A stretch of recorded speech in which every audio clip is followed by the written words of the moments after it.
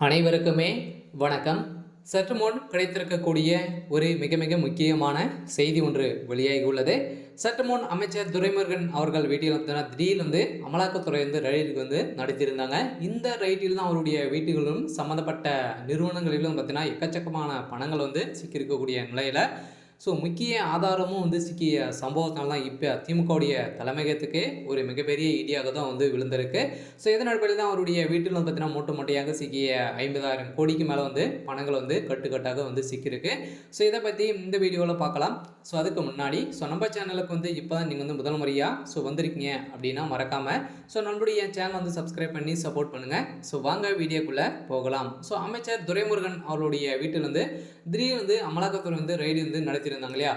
இந்த ரைடின் அடிப்படையில் அமலாக்கத்துறை அதிகாரிகள் சோதனை நடத்தி வருகின்ற நிலையில் வேலூர் மற்றும் திமுக பொதுச் செயலாளரும் நீர்வளத்துறை அமைச்சராக இருக்கக்கூடியவர் தான் அமைச்சர் துரைமுருகன். அவருடைய வீட்டில் இன்று அமலாக்கத்துறை அதிரடியாக நேற்று நடத்தியிருந்த நிலையில் இன்றும் அவருக்கு சம்மந்தப்பட்ட அனைத்து இடங்களிலும் பார்த்தீங்கன்னா நடத்திருக்கக்கூடிய நிலையில் தான் இப்போ பார்த்தீங்கன்னா அதிரடியாக மீண்டும் கட்டுக்கட்டாக பணங்கள் சிக்கிய சம்பவம் திமுகவுடைய பெரும் அதிர்ச்சி அளித்திருந்தாலும் அமலாக்கத்துறையே அதிர்ச்சி அளிக்கக்கூடிய அளவிற்கு மூட்டை மூட்டையாக சிக்கிய சம்பவம் தான் பெரும் அதிர்ச்சியை அளிச்சிருக்கு.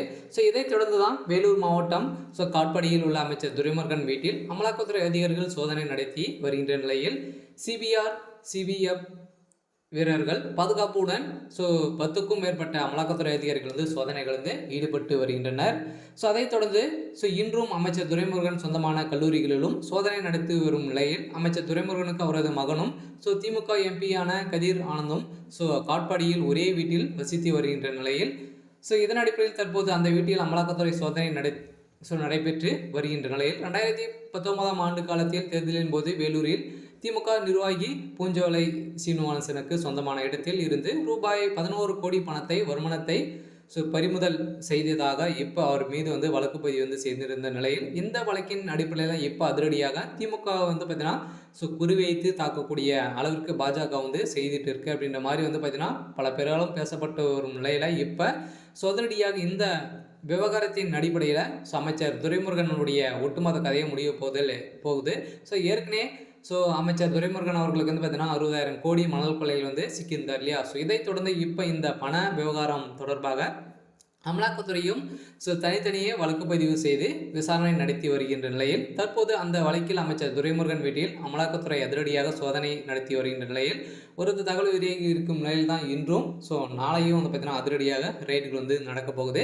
அதனால் திமுக சேர்ந்த இவர் மட்டும் இல்லாமல் செந்தில் பாலாஜி, ஏவாவேலு அவர்களுடைய சம்மந்தப்பட்ட அனைத்து நிறுவனங்களிலும் கல்லூரிகளிலும் பார்த்தீங்கன்னா இப்போ ரைடுகள் நடக்க போகிறதாக ஒரு சீக்ரெட்டான ஒரு பரபரப்பான செய்தி வெளியாகி வருகின்ற நிலையில் தான் திமுகவுடைய ஒட்டுமொத்த கதையை முடிய போகுது. இப்போ சமீப காலத்தில் ஒரு மிகப்பெரிய பிரச்சனை போயிட்டு இருந்துச்சு, பாலியல் விவகாரத்தில் போயிடுச்சுருந்துச்சு.